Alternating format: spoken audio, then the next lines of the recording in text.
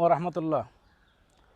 অনেক খামারি ভাই আমাদের কাছ থেকে স্মার্ট নেপিয়ারের ঘাসের কাটিং নিছেন, তো আপনারা চাষও করছেন, কিন্তু প্রশ্ন করেন যে ভাই স্মার্ট নেপিয়ারের ঘাস খুব বেশি বড় হয় না, কোন সাইজ হইলে আমরা গরুকে কাইটা খাওয়াবো। সেই জন্য আপনাদেরকে দেখাইতেছি। এই যে দেখেন, এই ঘাসটা যদিও আমাদের আগে লাগানো, একবার কি আপনার বেশ কয়েকবার কাটা হয়েছে। তো কাটার পরে এটা 2 মাস বয়স, এখন দেখেন প্রায় 3 ফিট 3.5 ফিট হাইট হয়ে গেছে। হ্যাঁ, এই কাছে দেখাও। হ্যাঁ, 3.5 ফিট হাইট হয়ে গেছে। তো আপনারা এই এই সাইজের হইলে, দেখো এই সাইজের হইলে আপনারা ঘাসটা কাইটা গরুকে খাওয়াবেন। আপনাদেরকে এখন দেখাইতেছি যে ঘাসটা কাটলে কীরকম হবে।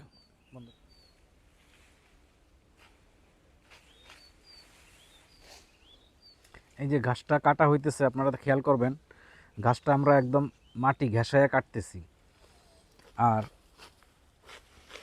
আপনারা যখন ঘাসটা প্রথমবারে 2.5 থেকে 3 মাস সময় লাগবে, কিন্তু পরবর্তীতে আপনি প্রতি 2 মাস পর পর ঘাসটা কাটতে পারবেন।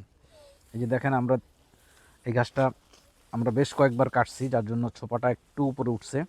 এইভাবে আপনারা ঘাস কাটার পরে ঘাসের মোথার উপরে একটু মাটি দিয়ে দিবেন, তাহলে ফলনটা ভালো হবে। এই দেখেন, ঘাসগুলি বেশ মোটা এবং 3 ফিট 3.5 ফিট হাইট। তো আশা করি আপনারা এই প্রক্রিয়াটা ফলো করবেন।